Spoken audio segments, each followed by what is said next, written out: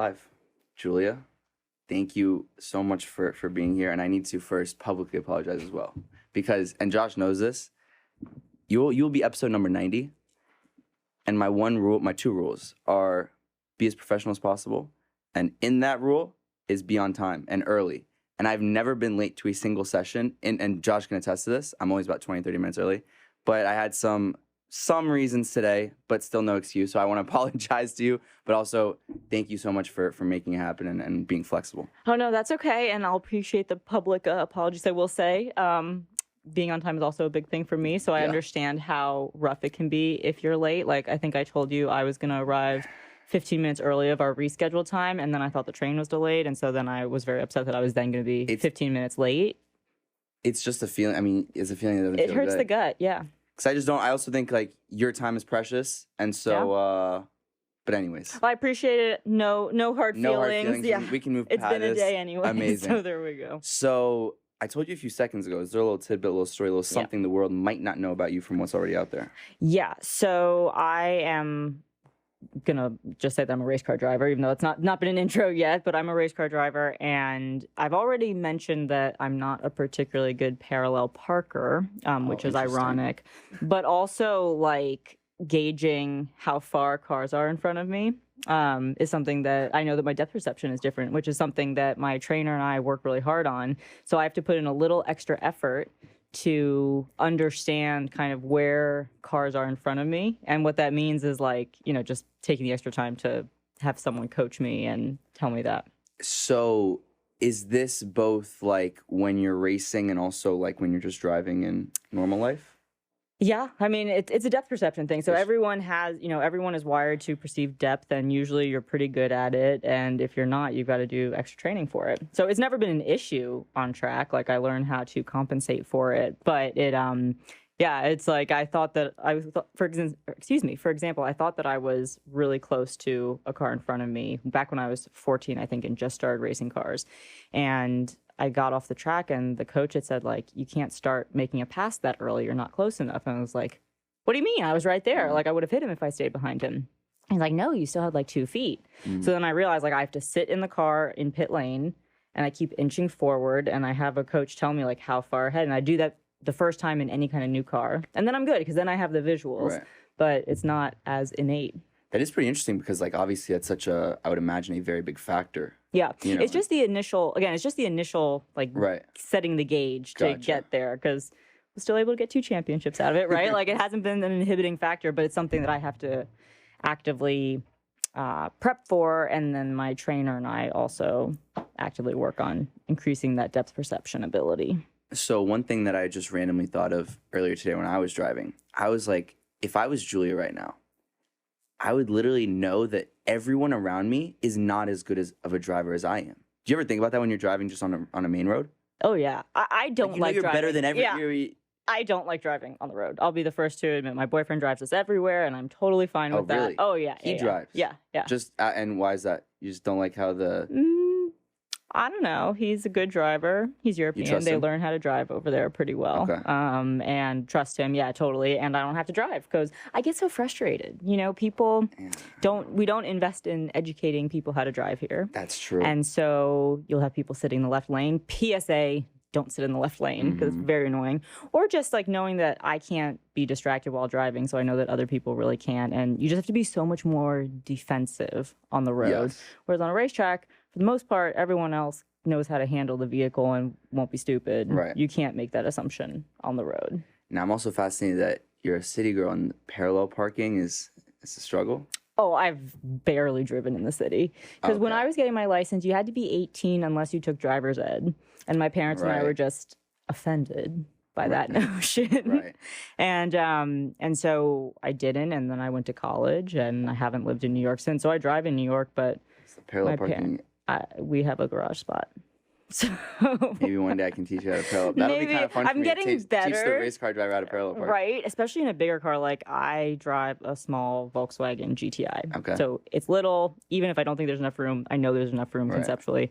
Like, my boyfriend's car is this like big mom SUV, and I would hate to have to parallel park that. Interesting. Yeah. So where did you grow up in the city? I grew up on the Upper West Side. Okay. And then I went to Stuyvesant High School. Oh, so you went to Sty. Yeah. Yeah. Interesting. Yeah. I went to Beacon. Oh, okay. Know a lot of people who went to Beacon also. You know, Of course, it's now I'm trying to think of the specific people that I know. well, so I think so that's interesting. So where'd you go for? So I went to ethical throughout 8th grade, ethical culture. So I went to private school throughout 8th grade and then switched. And then that must have been a little bit of a.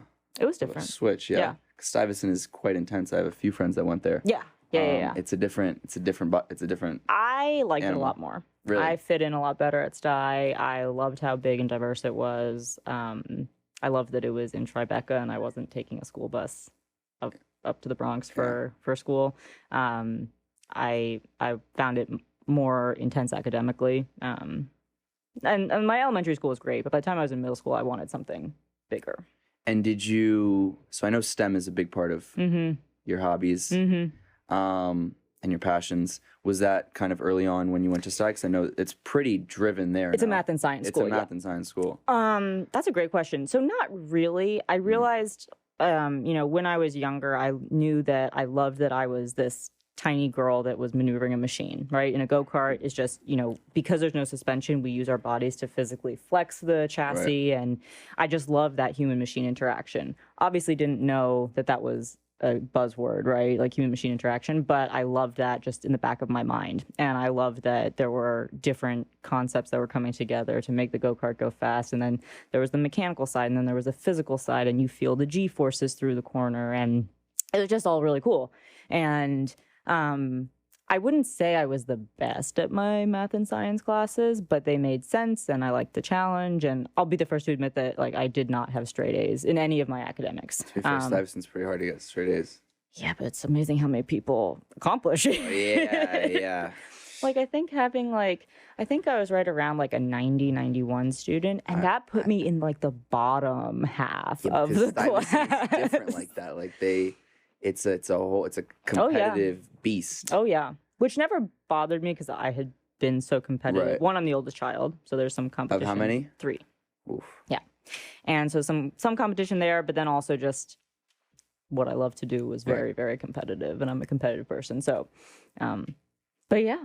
Were you innately competitive when you were younger? Yeah. I think so. You think it was just because you were the oldest child, or there was something? Personality also. I think. I mean, I don't know. I like winning.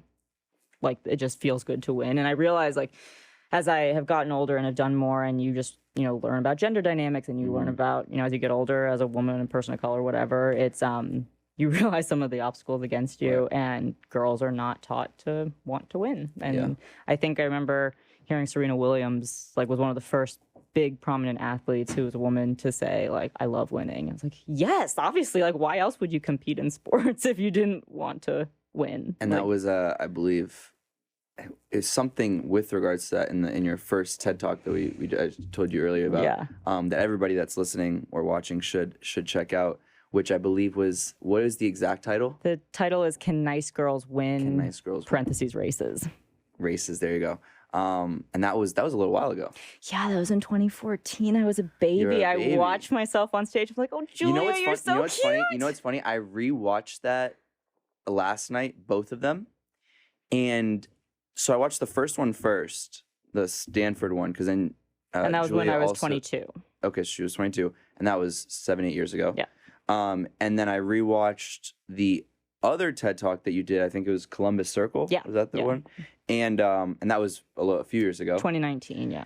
And I remember thinking just to myself, I was in the first one, I was she speaks very well, especially you were very young at the time. I was impressed. And then I saw you in the Columbus Circle, and I was like, wow, that's a lot better. Well, it's a lot better, but I mean, the base was very solid. Yeah. And it was very good by any standard, very good. But then I was like, wow, the improvements are even so apparent. Yeah. But thank you. I'm glad that. But you are a motivational speaker as well, so yeah. And I got quite lucky with Stanford asked me to give a TEDx talk, and I got to work with a speaking coach. Which, if anyone wants to be a speaker, I highly recommend just investing in that. I'm lucky that I didn't have to, but it's so good because you just get out of your own head, and so learned how to tell a story properly. It's all my content. It's my style on stage, but it's a really fun career to have. But yeah, I look back and I'm like, oh, you spoke so quickly. I had practiced it and it was 11 and a half minutes every time I practiced, 8.5 on the real one. And yeah, well, it's the nerves and it's the excitement because there's adrenaline because the crowd is either into it or not. Hopefully they are. And my crowd was, and they were laughing at my jokes. I was like, oh my God, this is the best feeling ever. And after winning races, of course, it's a really good feeling. And you know, you get excited and then you get into it, and I walk around on stage a lot and I got a little winded. And then sometimes I made the mistake once where I wore my stylist had me wear a belt that was like up on my rib cage, and I realized I couldn't take a deep breath. So I was like, okay, and so no, we're going to keep talking about this. Okay. And it was rough. Well, I think it's also interesting just, you know, your story in general when I was kind of looking at it more, because knowing most of like you and I both grew up in New York, and I would say your life is very I would say, actually, I'd make two different arguments. I would say it's a New Yorker in the best way, but it's also very untraditional. Yep. Like how many people in New York can drive. Period. Let's start with that. But then just kind of like your whole progression. But I think, and now even understanding, like you went to Stuyvesant. For people that are from New York, they understand like Stuyvesant is one of the most prestigious schools in the state, in the country. Let's go with the country. Yeah. And I won't argue that. And then Stanford is obviously one of the most prestigious universities in the world. For you, did you feel at any point, I guess let's go just academically, like knowing that you're doing something that's remarkably hard and also remarkably special, I guess, in just your kind of academic trajectory, strip away the race car side?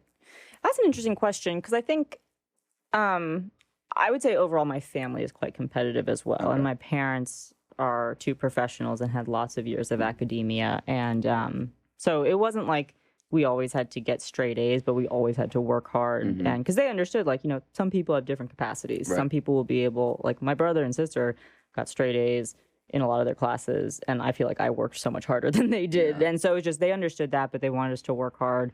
And then I don't know. I also always wanted the best that I could get, and I had very specific things. And I think it's hard for me to not look at academia and racing together, because part of also what was great was that I knew that I didn't have to achieve certain grades to go do what I wanted to pursue professionally. So it wasn't like there was that pressure there was pressure in high school to get good enough grades to get into the universities I wanted to. But then once I was in university, it was like, well, I can just explore everything. I can take all the classes that I want to take to grow how I want to grow as a person, knowing that I'm going to move to Charlotte, North Carolina, and pursue a career in NASCAR. Well, see, honestly, I think that even makes me respect you 10 times more, because for anybody that's gone to school, I think a big driver in your motivation is feeling like it's going to set you up for something down the line. But you, you technically could have dropped out early, no? Yeah, no, I didn't have to go to college. But I guess I knew that I was not a complete person, or anywhere near as complete or curious as I wanted to be, I guess. And so, I also knew that, you know, I didn't come from a family that was business oriented, and I knew that sponsorship and building a business was important for racing. I don't have public figures in my family, so just knowing how to carry yourself or to create a fan base was something I knew I had to learn. So I didn't have to, but I also knew that I was not the best that I could be. And I knew I've been so driven to make racing happen at the highest levels that I will do what I have to try to get there. And especially at 18, 19, 20, it was like, get better. But racing aside, what's your metric of, you know, understanding or knowing if you're where you need to be? That's a great question, and it changes. Besides a gut feeling, I think it comes down to, if you want to do something and don't know how to apply your skills, or feel like you don't have skills to do it. Does that make sense? Knowing, you stumped me. That was a really good question.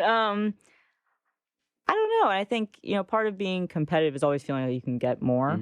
And I think you don't even have to be that competitive to be that way if you want more. And obviously there's a healthy way to do that and maybe a less healthy way to do it. But what I'm learning is that, parents' definition of success, or teachers' definition of success, or fans' definition of success are different. And I know that my definition of success has changed, especially as, if I haven't made it as far as I want in racing, let's say. And, I used to define success as being paid to be a race car driver. And the reality is that doesn't happen to a lot of race car drivers.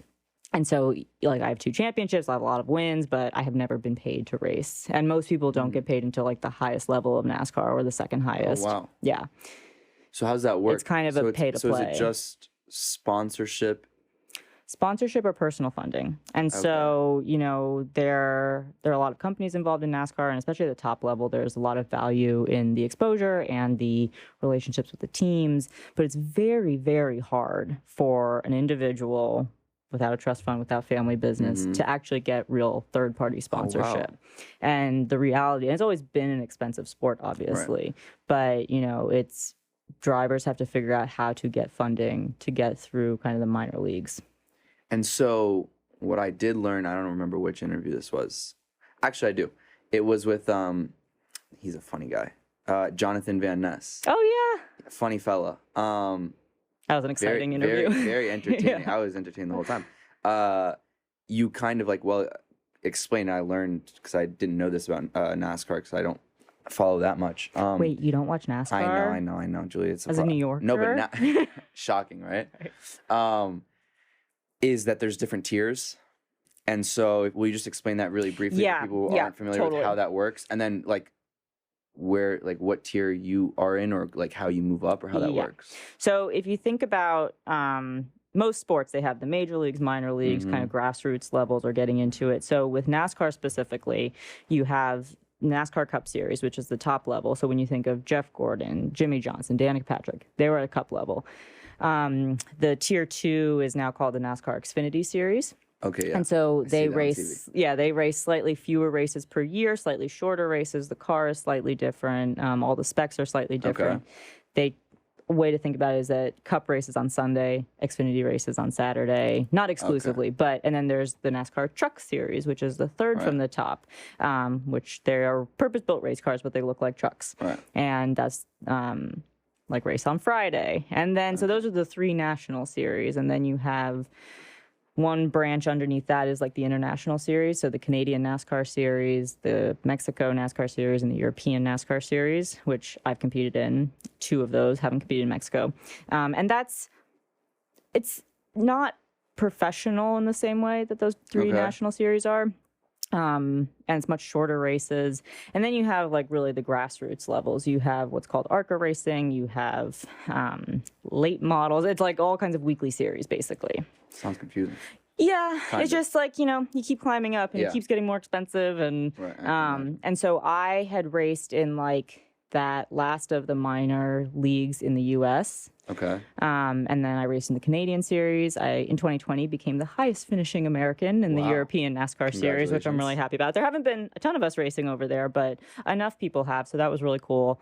And then it's just been really hard to break into the top 3 series because you see a lot of drivers who are self-funded in some capacity, whether that's family or business connection, whatever that is.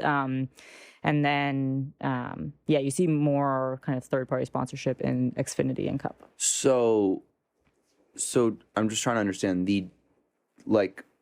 does it come down to the different minors and major league equivalents? Is it more a funding issue or more a results issue? It depends who you ask. You have some Cup Series drivers who will say that the very talented racers will make it, and I think if you ask all the very talented racers who are trying to make it, it definitely comes down to money. You need enough money to be able to even just get to the minor leagues that have no TV coverage, minimal ROI for any kind of sponsorship. So you still need many dollars for that. So it really either, or you you come from a racing family where they have the equipment so you can do the local grassroots level stuff. But it's hard for everyone. I mean, it's teams have full teams of just salespeople to get sponsorship, right? And so what I've learned is that as an individual driver, it's hard for me to bring enough value just by myself without the team help. But then the teams want to know that I can bring funding. So it's a weird chicken and egg problem. Interesting. So then how do you, first, I guess my first question is, what does funding look like to be in that top tier like what kind of dollars are we talking about? The very top level, you're looking at, they've just restructured and like trying to change the car and change some rules, but roughly to be competitive, like it's at least $10 million a year. Yeah. It's a lot of money. It's a lot of money. Yeah.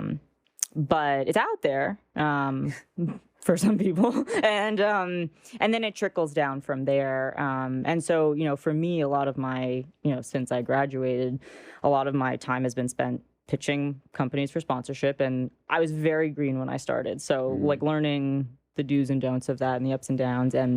But then also, pure sponsorship I found was really difficult to be attractive. And so learning how to leverage other parts of my brand, like my speaking ability or like, content partnerships with different companies. Like I did something for Shell where they have an eco marathon. I think I'm totally blanking on the name now, but it was an eco challenge for universities to build non-gas using motors, and they raced over in England, and it was a competition, and like I hosted video content for that. So figuring out creative ways to get funding to go racing if the sponsorship itself isn't a good enough sell.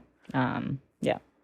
And do you feel I know. That's how I feel about it too. I mean, I think it's because what I think I also struggle to gauge as well is, and that's why I think NASCAR and just, I guess, race car driving in general is such a fascinating sport, is because everybody thinks they can drive, but then race car driving is a whole other beast. And we'll talk about more of like the specifics in a second. But it's like, what I want to better understand is what makes the best, like the number one ranked NASCAR driver in the world.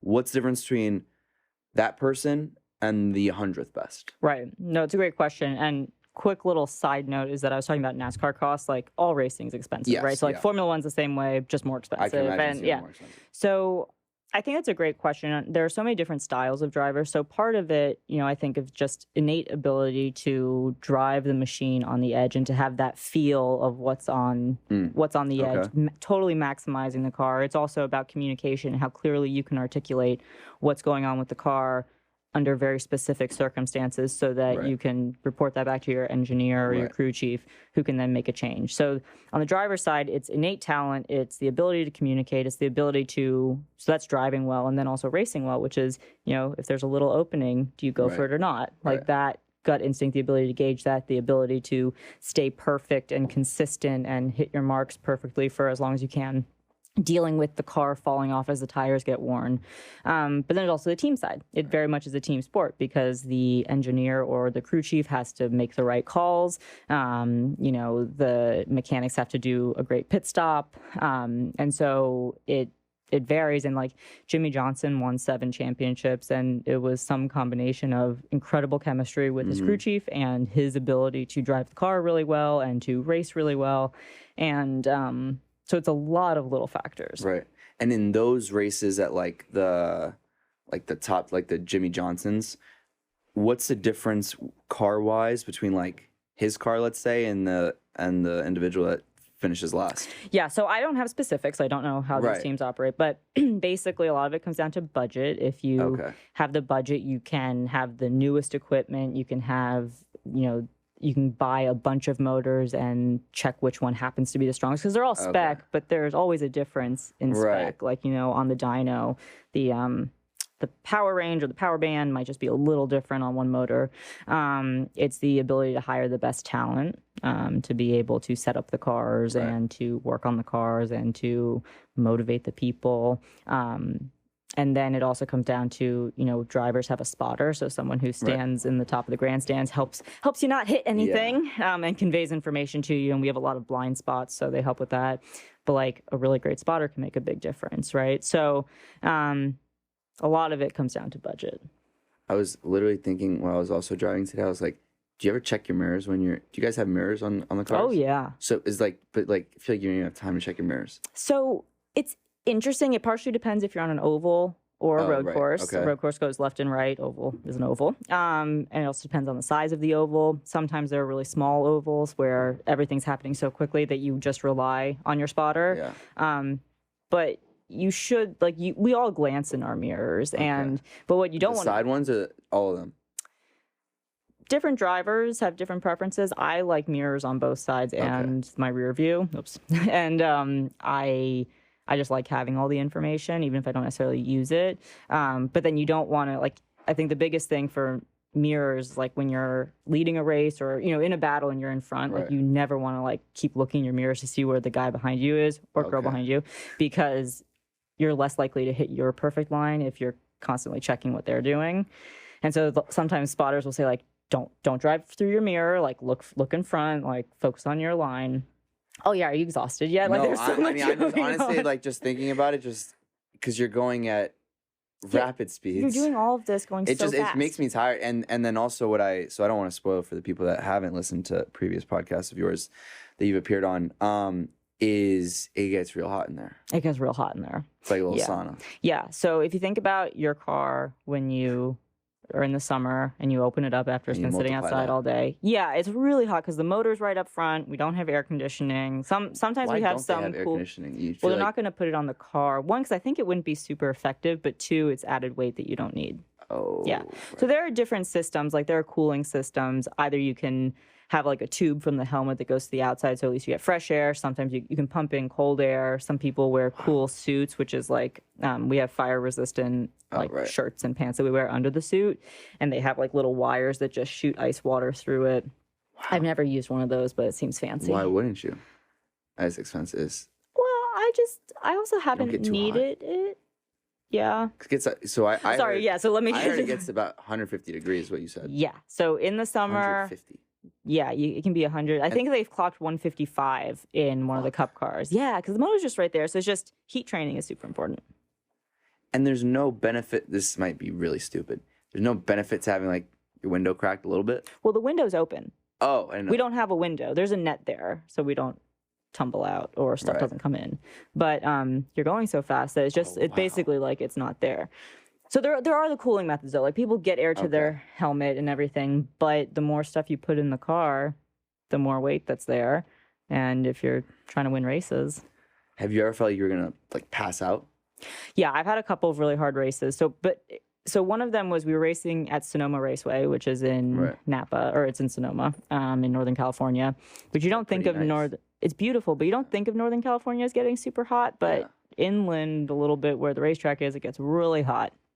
And we were racing, and on the green flag, it should have been an hour and 30-minute race. On the green flag, my teammates decided to crash into each other, and they totally blocked the front straightaway. So the front straightaway is one of the narrowest parts, and there was wreckage everywhere and carnage everywhere. They crashed into each other on the start. Your teammates together? Yes.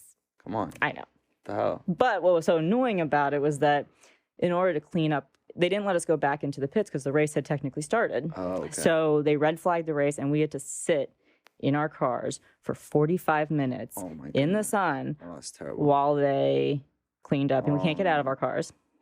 And so we have our water bottles, which are filled for the duration of a race. And then we had to go race. And it was 2.5 hours in the car boiling. And it was a track where it's a road course and there's kind of off-camber corners. So it's a very physical track. And I was exhausted. I can't even imagine. I was so spent, and it took hours for my face to cool down afterwards. Probably slept well that night though. It wasn't a really good race, so I didn't sleep very well. So to add insult to injury, I then spun by myself and ruined a good race. But so I don't want to beat the question because I know you've been asked it a million times, but obviously, I think it's super important to talk about. So you've been at least from the interviews that I've listened to, you get asked quite frequently, it appears to me, what is it like being a woman in NASCAR? Mm-hmm. Okay, I won't ask you that question. Okay, but first, for people that have no idea, that are dummies about NASCAR, race car driving in general, how many professional women are in NASCAR?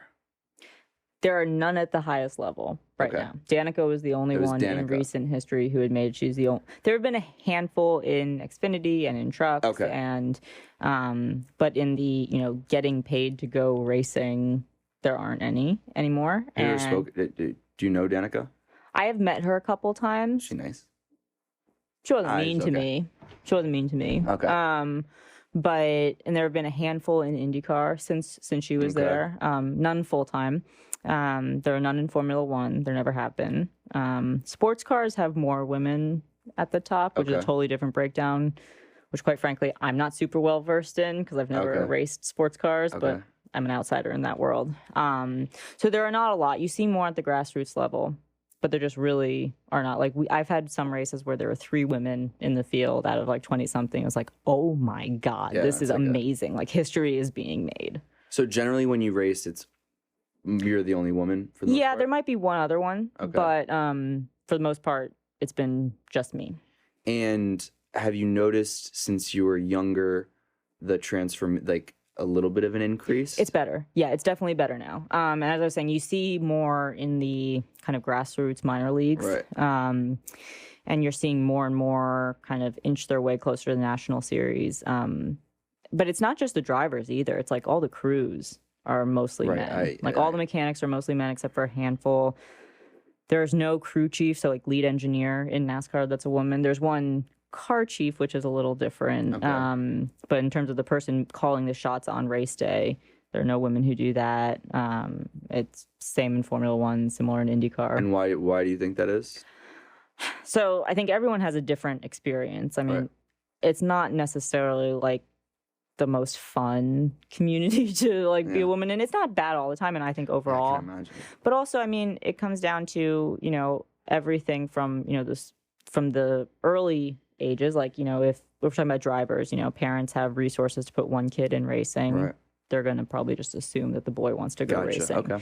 And I really believe, Gina Davis said, if she can see it, she can be it. Mm-hmm. I mean, if you don't see any women going racing, you don't think that you can do it. And, when I was, how old was I? 23 when I won my second championship, and that was in a stock car, so NASCAR sanctioned racing. Okay.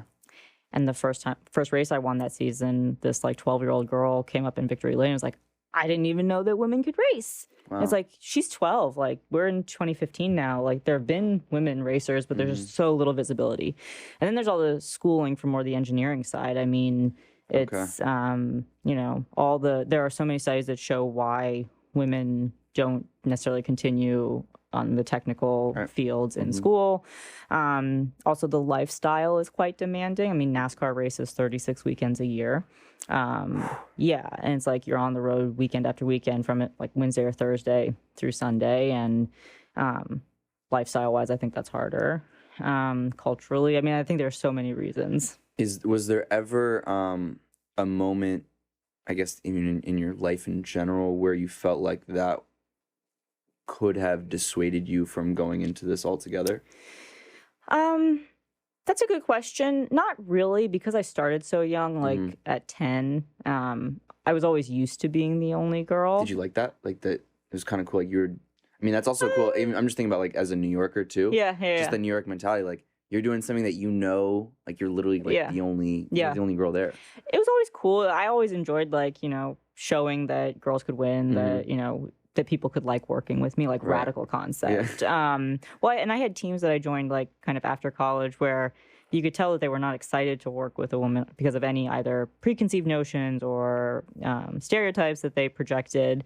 And it's like, oh, she can shoot the shit with us. This is fun. Or she gives us a hard time. This is great. Like it was proving that you could enjoy working with a woman, that was weird. But I don't know. I didn't really think a whole lot about it, because like socially during my, puberty years, I feel like I had cooties, they had cooties. Like everybody had cooties. Everyone had cooties. And especially the driver's meeting is like, didn't always have friends to sit with. But after that, like I got a great coach in go-karts who he fully believed in me when no one else would. Like no teams would sign me when I was 12 or 13. My parents tried to get us on. Is that a normal thing that people get signed at 12 and 13? For go-karting, you want to join a team that has the resources, like they have spare parts, they have all this stuff. Okay. And I had just won the local championship, and I didn't learn this till years later, but my parents started calling all these teams to see like, hey, can we pay you to have our daughter there to be on your team? I said no.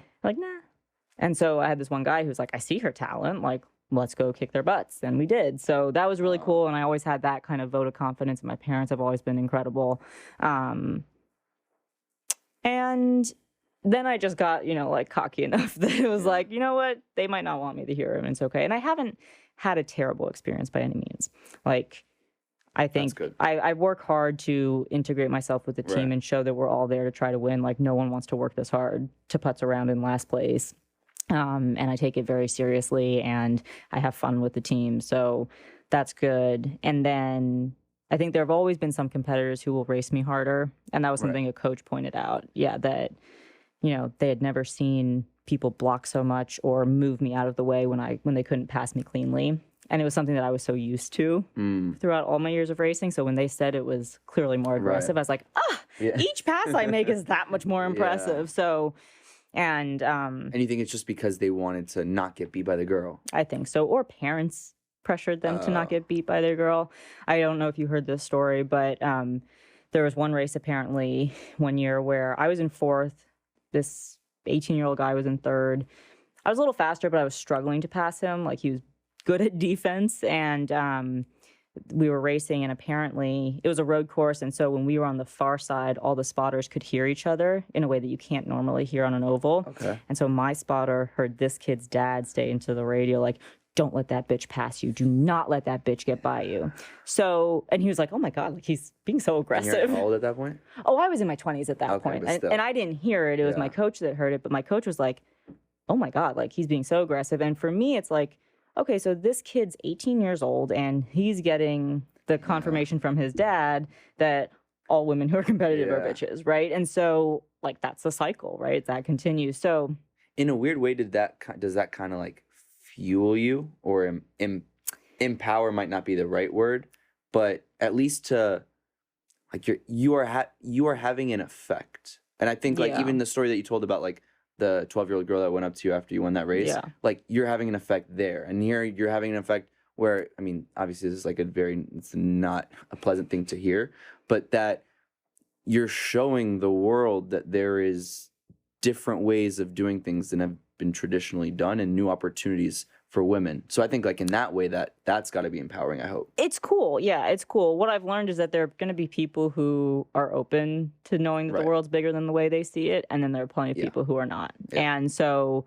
if it can have a positive effect, that's great. Right. And what was cool was, like, my team at that point, they had never worked with a racer who was a woman, and so they had never seen that. And I think when they saw that with their own eyes, or heard it from my spotter, my coach, they were like, oh shit, this is something that I was not aware of. Right. And because, we had this personal relationship, it was something they wanted to, I don't want to say be educated on, but, like, learn more about maybe how that applies to other parts of their lives. Because a lot of them had daughters. And it's like, if someone's talking about Julia like that, are they going to talk about my kid like that? Right. And I think it was really cool. And it, but then there are people who just don't give a shit and don't want to learn, and then it's just beating your head against the wall. Right. And as much as, like, I mean, do you ever get kind of sick of being asked about, like of having the gender conversation brought up when it comes to racing? Like, just people just talk, like, would you rather they just talk about who you are as a race car driver,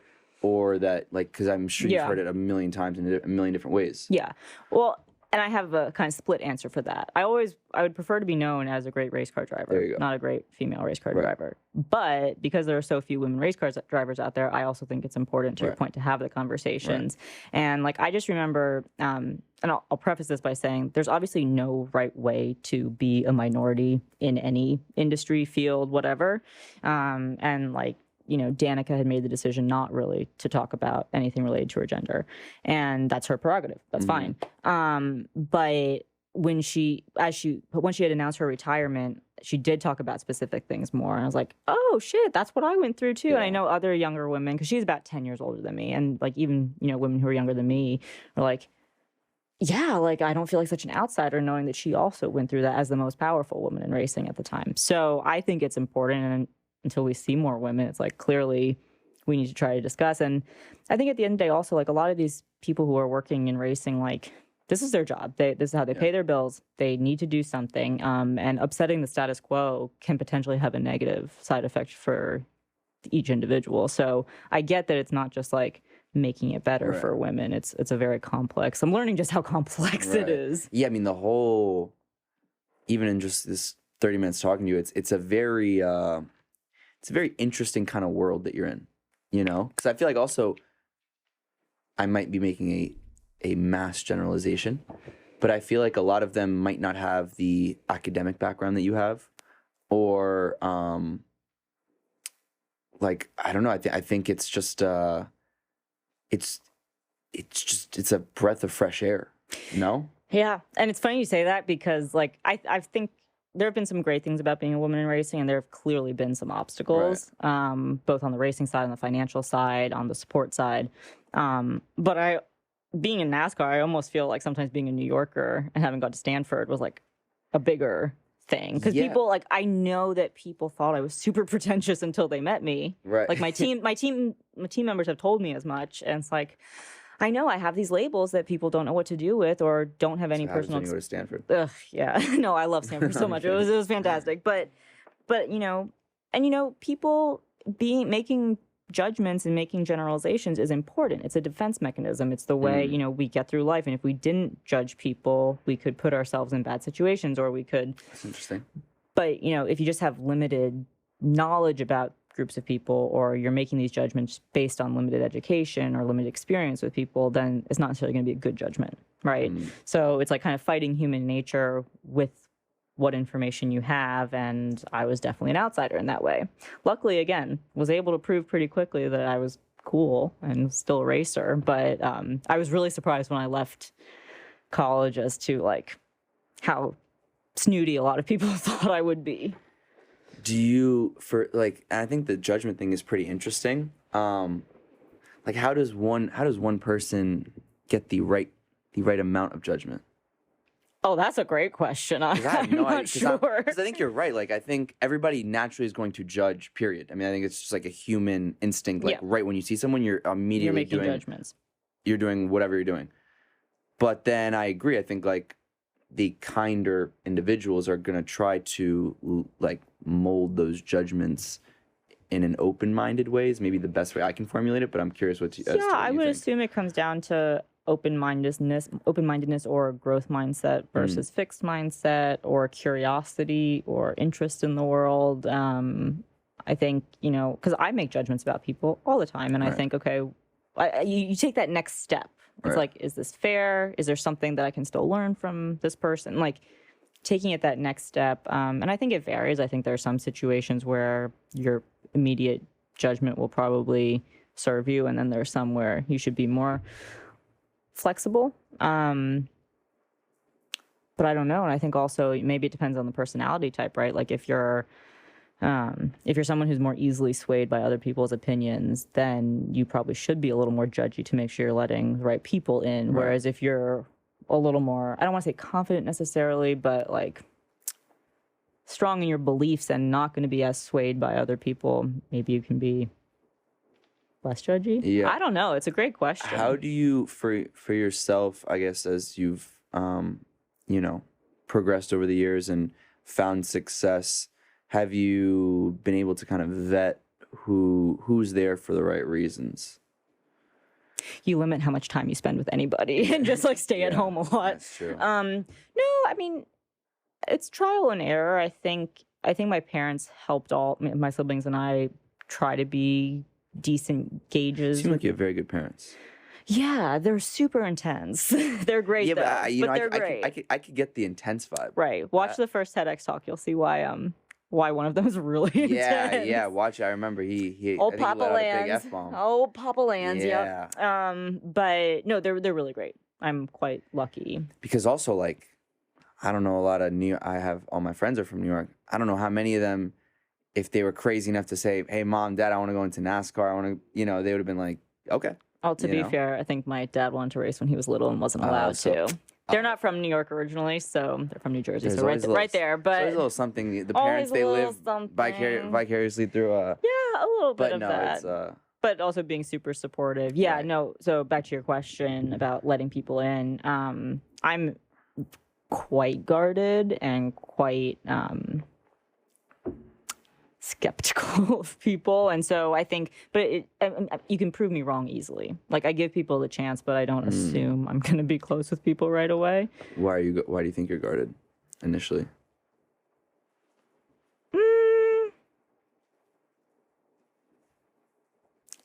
I don't like my time wasted. Is that sort of super bad to say? But you know, like there are things where I should say it differently though. Like guarded is not quite the right word. I think it's more like I don't necessarily assume I'm going to be besties with people that I meet, and I want to learn like kind of what their background is, what their motivations are and everything, because I really do believe that the people you interact with the most become like mirrors. You become mirrors of what you see. And so I've learned like it's just really important to be with cool people, not necessarily, you know, people who are always smarter than you, or, you know, but people who elevate you in some way, whether it's creatively, whether it's intelligence, whether it's just like getting out of your comfort zone.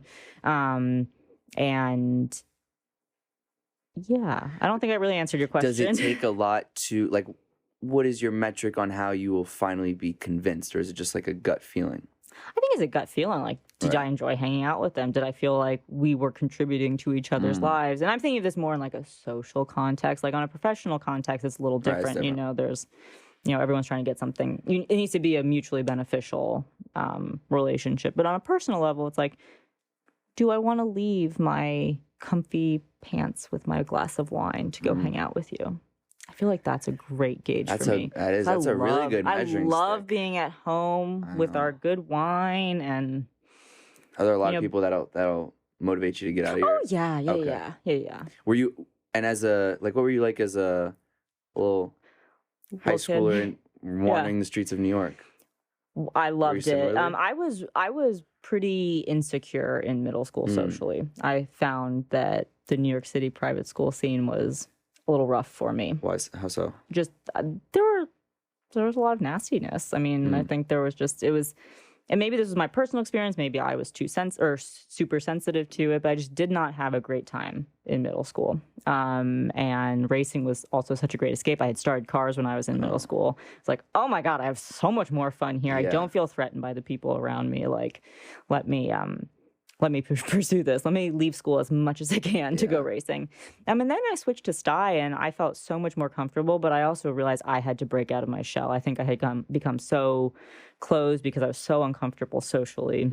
And then once I got to Sty and people were super cool, and, you know, it seemed a lot less superficial to me than the private school was. And people were nerdy and like excited by like more interesting things. And sorry to anyone who really enjoyed private school. It's fine. It's like to each their own. But it took the 4 years of high school to feel like I could be more outgoing. And then my mom and I talk about this. When I got to college, I like told her I want to be known as someone who is high energy, vivacious, like makes people feel good about themselves. That was a conscious decision that I made. Interesting. Yeah, I mean, I'm only smiling because I went to public school my whole life in the New York City system, and us public schoolers always like, fuck the private school kids. You guys pay bajillion dollars and you're not that smart, and you know, like that was kind of like the mentality was always like us versus them. Now, granted, I did have a few friends that went to private school, but it's just interesting to hear because, you know, for people who are from New York, understanding like our high schools were very well geographically fairly close, but also kind of, you know, your school is a little bit better, but your school's great too. Yeah, my school it was decent. But I think it's just interesting to hear kind of, you know, that experience because, man, your parents must feel like they wasted a little bit of money now. Well, in ways you did learn a lot, no? I learned a lot, yeah. But I think once they realized, like, oh wow, there are these other great schools, and again, it was really good for a while, and like I have friends who didn't really give a shit about the other girls, let's say, and just kind of did their own thing, and they thrived there. Right. And so there's something about my personality, you know, the personalities that were in my grade.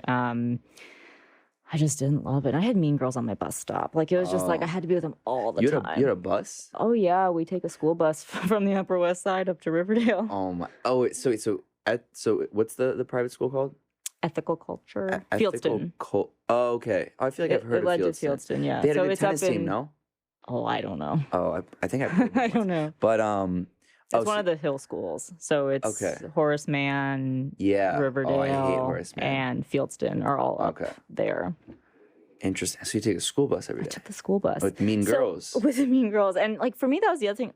Like to be 13 years old, and it's like, I live in Manhattan. Yeah. And I am like busing up to the suburbs basically to go to school. Like I was just like, I want to be in the city too. Right. And And there's some other private schools in the city. Some good ones. yeah, there are. I I think once my parents were like, oh, there are specialized public high schools where we don't have to pay anything and you can get a great education. Yeah. Shoo. Yeah. And like obviously, it's interesting reading about all of the politics around the specialized public high schools, and I hope they don't take away the test. I'll be the first to say that. Oh, really? Yeah. Oh, this is good. This is a hot take. Oh yeah, hot take. Wait, so why? Because let's debrief for a little bit. Let's debrief.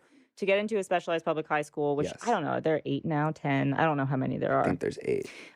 There's one test that you take. And I'm gonna interrupt you real quick, just so the people that don't live in New York City that understand. True. It's basically divided between these 8 specialized high schools that all, as Julia was about to say, and I rudely interrupted her. You take one standardized test, and then there's the rest of the public schools that are by zone. So also, you can be by anywhere zone in the or city. application. Like Beacon, for example, the school that I went to was like portfolio based, and then you interview and didn't matter where you lived. Got it. And they try to, be somewhat, and they try to be diverse geographically speaking, but there is no restriction on the zoning apparently. So then I'll let you take it away. No, that's okay. So it's based on one test, and I think my year, like 23,000 kids took the test. It's like it's a stupid number of kids because it's a free education that's great, and it's just test based. And so it's not perfect by any means because obviously families that have more resources who can tutor for it, myself included, like I had a tutor or I went to tutoring class, or families that start prepping their kids at age 2 for it. Yeah. And the big critique, let me backtrack. So there's this big test. It's just one score is a cutoff for Stuyve, one score is a cutoff for Bronx, and all the other schools. And I guess the controversy around it, I mean, they're diverse, but I think Stuyve, when I was there, was like 70% Asian, 20% white, and then mixed for the other. So there's a low percentage of Black, Latino, Hispanic. I apologize if I'm missing a group, but that's the big thing. And so is the system perfect? Not at all. But I think instead of trying to change the system to get into school, change the education policies for middle school. And why aren't the middle schools helping to prep these kids more? And I say that not being fully educated on it, but I don't see how you can have a test that. I'm going to pause. I'm going to let you interject a little bit. No, well, this is why I'm super happy to, this is awesome for me because I think that because I think we're looking at it from 2 different ways. That's why I think this is an interesting debate. Because I have one of my dear family friends. She's like huge up. Shout out to Natalie. She's huge up on public school, like the whole New York public school system.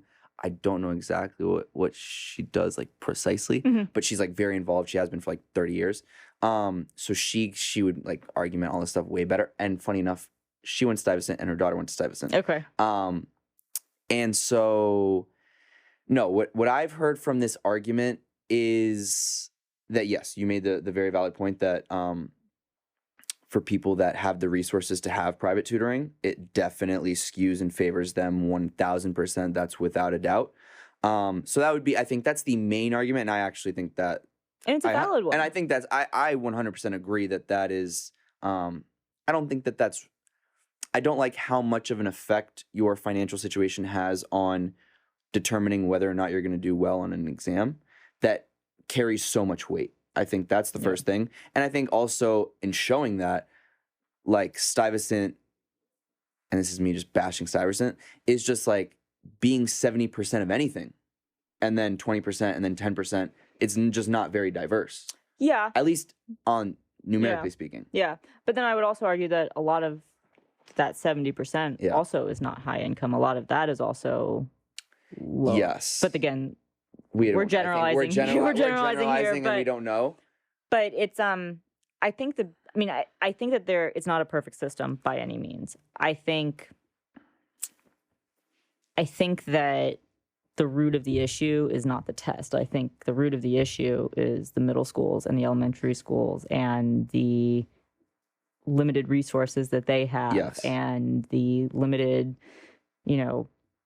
flexibility of teachers and all of that. And it's like, why don't we also address those issues? Or, if they wanted to make it more accessible, like all public middle schools in New York should have an option to have some component that's helping for this test. Right. Okay, so this is the other thing my argument that I forgot to say. I think also, so my school actually, Beacon, got hammered in the news when I was there in the New York Times once because for lack of diversity. Mm-hmm. Now, believe it or not, Beacon is actually more diverse than like 80% of the public schools in New York City, but whatever. That was the article.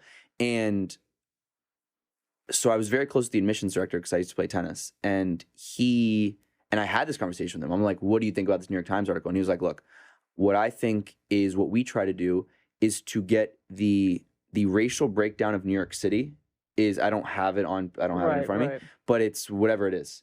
And what Beacon is trying to do, and he acknowledged that they weren't perfect in being there at that point in time, but to try to represent New York City as best as they can in every single school. So if it's 2020 or whatever it is, to really try to make sure that all of these schools are more representative of this beautifully diverse city that we live in. Yeah. And so that's where I think that like these tests really don't help that at all. And I do agree though that like if in middle schools like there was like, I don't know, like a whole class devoted to this prep for this exam, right? Or whatever that is. But I do think at the same time, like a lot of these schools that are more,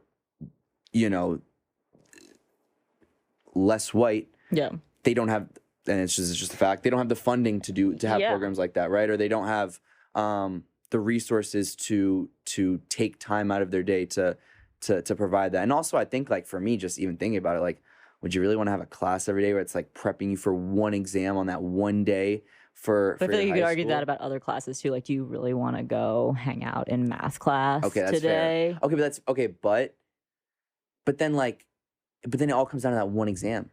And I think you can only take it once if I well remember. No, you can take it twice. Oh, really? Mm-hmm. You take it twice? Incoming freshman, incoming sophomore. Okay, so you know more than I do. I don't know. I think it's an interesting debate though. That's why I'm happy it's an interesting debate. And I also like, and maybe this is obnoxious of me, but I think, how do I articulate this? That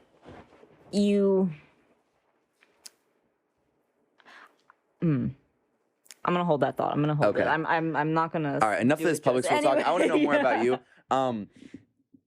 Career-wise, now I don't know. As I told you, I don't know that much about NASCAR. What is what's considered like an old NASCAR driver? 40s. Okay, so they go like Jeff Gordon retired at, I want to say 43, 44, something like that. And he was considered old at that point in time? Yeah, older. And what is it about? So the physicality, I think, is something that's not talked about enough. Yeah, I agree. And, to like the amateur novice like myself, actually, I understand a little bit more when it comes to the physicality just because I've researched it a little bit. But will you just explain like how physically demanding, because people think like, oh, it's just driving. Yeah. But like there's a whole, other than the 150 degrees in the car, there's a whole host of physical. Yeah, so just imagine you're, extremely 6-point harness, tightly strapped into the seat. You're muscling around 3,400 pounds. There is power steering, but it's still. Sorry to interrupt you. What's the average weight of like a regular car? Do you know? Oh, that's a great question. Like what's like, just so I know, so I can gauge how heavy it is. I want to say 2,500 pounds to 3,000. Oh, so it's like 50% heavier. It's a heavy car. It's a heavy. It depends on the series, because like the Euro one was 2,700 pounds, and okay. But your car's 3,400. Think about like a heavier Toyota Camry, I want to say. But I say that, and I just don't really know. Like, I'm not a big car person. I'm a big race car person, but it's like, think of just maybe like a Mustang. I don't know. Okay, I'm trying to think. It's like, but think of your car, and you're your neck and shoulder strength has to be incredible because for those of you not watching, like my arms are out, but it's, you know, the steering wheel is far away from you and you're having to fight the G forces and you're doing this for hours on end. And then you have to have a good core strength because we have like seatbelts that are, I mean, the seats that are made to us, but we're still fighting the G force. And so having to like kind of brace ourselves in, and you're doing this for hours. And so on top of that, you have all the mental stuff. So you have to be aware of what your car is doing, how it's fading, if it's not handling properly, the other people around you, trying to pass them, trying to not get passed. So the physical mental combination is just exhausting, and it's really hot in the car, and your neck has to be super strong. And yeah. Where do you feel it most at the end of a race? Probably most in like my neck, shoulder area. Just the tension of just like steering the whole time? You're steering, especially if it's a smaller oval and there's just a lot more movement and less straightaway to take a deep breath. Also, like outer glutes are pretty tight afterwards because of the gas and the brake, and you're doing really hard on either one, and like still having to brace yourself in the seat. And so to your point about age, I think there just comes a point where if your reflexes slow down, because reflexes are another part of it, right. But then also, you know, just you get sore more easily. And now it's also like, is a sponsorship going to keep you going? So it's a multi-part issue. And just on the physical side, so is the gas and brake like in a regular car? So think if it's the gas is on the right, the brake is in the middle, but then we also have the clutch on the left side. And we have a dead pedal, like that we can brace ourselves on. Okay. But so you drive it differently? You use both feet? I left foot brake, yeah. Oh, really? Yeah. It depends on the car. It depends on the transmission. There are some cars where you still need to hit the right foot brake and put the clutch in, but not at the higher levels. Okay. At the higher levels, you use the clutch to get out of first gear. And then I left foot brake. Yeah. But then in a car on the street, I don't. I right foot brake. Gotcha. Okay, hold on. Just give me a second. Oh, okay. Gotcha. Josh just gave me the signal. I didn't know what he was saying. No problem. Thought I was talking. Also, I'm just so impressed. I feel like you've sat still this whole interview, and I'm like really? Moving around with bad posture. I thought I've been like this the whole time, but who knows? Maybe. Anyway, we'll see on the video. I'm moving around so much. I'm curious for yourself. Like, do you strike me as someone who's very what's the word I'm looking for? Very like you think about your short-term goals, your long-term goals, and you're very calculated in doing so. Correct me if I'm wrong. No, I think that's fair. How do you kind of see these next, I don't know, 5 years, 10 years? What do you hope? What's the dream?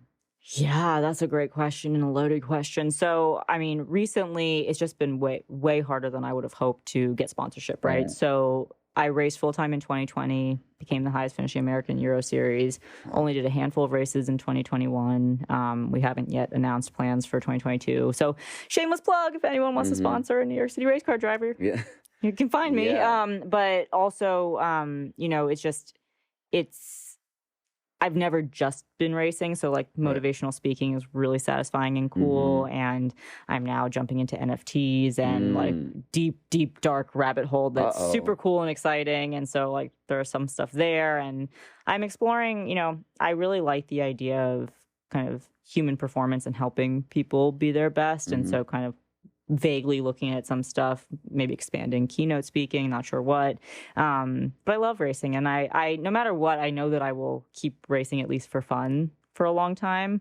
I hope to be able to keep climbing professionally, but I just don't know. You know, it's a really hard time for a lot of racers. Does that ever, like, I don't know, I feel like that could be so defeating in a sense too. Oh yeah. Because that's like crushing, because you're so, like, you're in the top 0.01% of what you do, and then at the same time there's so many like stupid politics and funding and this and that that's just like just let me race, let me do what I'm best at. Yeah, I think it's, you know, and I saw it as I was moving up, you know, even other women who were really competitive, right, who made it to a level slightly below me and just couldn't keep going. It's like, but she's so good, why isn't she making it? And you see it with guys too. They're really talented people who just can't get that next step, and it sucks. And I think, but that's also the nature of the sport that I I guess I chose. I don't think I'd be good at another sport, but sometimes I just get so jealous of like people who can pick up a tennis racket or can pick up a basketball. Because the other thing is like we can't even practice, right? Because racing is racecraft against other cars, and even in our practice, which is still expensive, we're not going to race other cars. So the only way to improve your racecraft is to get in races. Yeah, it's not like a little like let me go shoot around the back. Right? It's yeah. like, let me chuck on a huge 3,400-pound car. Right. You have to get a bunch of them though too. They break. How many cars do you have? Well, the team owns the cars. Like, from the minor leagues up for the most part, the team owns the car, and like depending on the team, some of them have a backup car. Mine have always had backup cars because you need backup cars, right. Or you fix them. But yeah, and also just like where are you going to go practice? You need to rent the racetrack, right. And it's dude, expensive so too. many factors, Jesus so many Christ. factors. Yeah. You know what I also wanted to ask you? Go your for it. take on the little I don't know if you follow a lot of the F1, but that little ending with the Verstappen and Hamilton. That was like, I'm not gonna lie. I love Formula 1. That was maybe the first race that I ever watched, and I turned it on just because I was scrolling on Twitter boredly at like 10 a.m. when it was like maybe like 2 laps left. It's like, oh shit, let me turn this on, and I literally like opened the ESPN app to that moment. Yeah. So here's my hot take. Fucked up? Here's my hot take. I think the officials fucked up. That's what I think too. So but I don't know anything. I will be the first to admit that both drivers, both Max and Lewis, deserve to win that championship. And Lewis a little more, no. I'm personally Team Lewis, but I can acknowledge that both deserve to win. He's a sweetheart. Because then Max also had mechanical failures that Lewis didn't have throughout the season. So just fair. Clearly both deserved it. And in that race in particular, Lewis Hamilton was in front. Come on. And I think the officiating was so piss poor and inconsistent, and they changed last minute. And I think the whole point of regulations is when you're in those situations to have a go-to. And so I think everything with the safety car was messed up. I think what they did with the lap cars was messed up. So I think that Lewis got robbed. Again, season-wide, sure. Max also deserved to win. Right. And my team owner in the Euro Series is related to Max, so I'm like, treading lightly. All right, so Max deserved it. Max deserved it. No. But I personally think that Lewis was robbed. But I don't think it wasn't like either driver's fault. It was. Yeah. But then didn't he get fired, that dude? Massey got fired, yeah. Fuck that guy. And but the reality is like, you strayed from the regulations. And that's the whole point of having them. It was messy. It was messy. It was so messy. It was. This year is going to be spicy. I know, very spicy from what I hear. Yeah. I might actually have to watch. To wrap things up, and I'm always curious, like understanding my guest's viewpoint on legacy. I don't know if that's something you think about, and I think that yours is, you're gonna have a lot of beautiful, healthy life ahead of you. Hope so. But I think that like yours in particular is like it's a really cool life story, and I hope that you're humble. I know you're humble, but like I hope that you know how cool your life is. I might be humble. I'm also like quite proud of myself. And you 100% should be. What do you hope that your legacy is? Yeah, I think, I've thought about it a lot recently, especially, with so much momentum in my mid-20s, and then it slowed down a little bit more recently, and kind of reassessing and coming to terms with things and deciding, what to keep pushing. And and I'm not going to have kids anytime soon, but I hope to one day. And, I think about, I want to set the example to, push really, really hard and to follow your gut and to really ask all the questions. Don't be afraid. I realize I look back a little bit on my 20s. I'm like, I should have been ballsier in reaching out to someone. I'm pretty good. Like I cold call and I reach out. I find a way to get in touch with people, but could have been a little pushier. And so I think the idea of really going for it, but being smart about things, having a bit of a safety net. But in terms of legacy, I don't know. It's changing because I think also my view on the world is changing. Like what was the most important thing to me at 25 is now different at 30. And like understanding how, being proud of yourself and being content to a certain extent, but also striving for more, it's a weird balance, right? So I don't have a great answer for legacy. I think it's about, I always hope to with people I work with to help them be their best selves. And what I like to say in my keynotes is that I really believe that teams or communities or groups like really thrive when everyone is an active participant. And so how do we help everyone that we're working with to be their best selves, to be their active self, to really diversify the pot, to bring ideas, to collaborate. And I think that's kind of the ethos of how I try to live my life. And how do we elevate others? How do we use them to elevate ourselves? And how do we, to quote my parents, like live big on whatever scale that is. Living big can be on a small scale, on a global scale, like who knows, but just living intentionally and intensely. And yeah, I think that's what I strive for. I think that's exactly what you're doing. Thanks. Well, it's been an absolute pleasure to have you on. Thank you for having me. We could go for hours, but getting run out of here by Josh. That's all right. That's all right. I'm kidding. But truly a pleasure to have you on, and I hope that I want to come to one of these NASCAR races because I've never been. I'll be a little amateur and just like a little kid in the candy store just looking around like it's super. So electric. That's like what I hear. Energy is. That's so what I hear. intense. It's electric. Yeah. So hopefully we make that happen one day. And but seriously, I think you're awesome, and I hope that you continue doing all that you're doing because I'm sure and I think you're inspiring not just a lot of young women but also young men. I hope so. I'm confident you are. So keep doing your thing. Thanks so much. Yes. It was great to be here. Awesome. Beautiful. Thank you so much for watching this video. If you haven't done so already, please make sure you like the video, subscribe to the channel, follow me on Instagram at felix.levine, and if you have something to say, please leave a comment.